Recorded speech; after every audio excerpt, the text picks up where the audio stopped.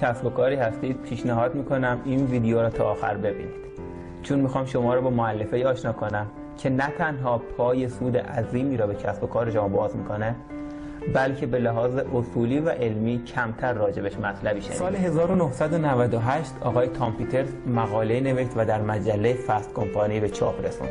عنوان مقاله ایشون این بود: The Brand Called You، برندی که شما نام دارید.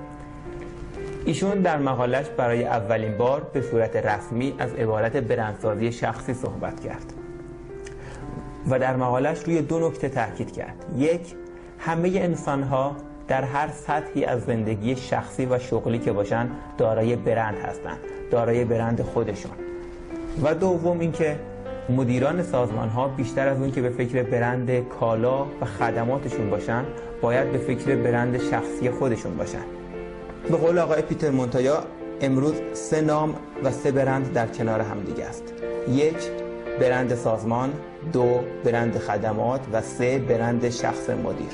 این برند شخصی مدیرانه که میتونه به عنوان سلاح قدرتمند در دنیای تجارت به شما کمک. اگر هم ما میبینیم برندهای ماندگار شدن، صرفاً به خاطر اینه که یک زمانی یک فردی با یک برند شخصی قوی اومده یک سری منابع را وارد یک کسب و کاری کرده و تونسته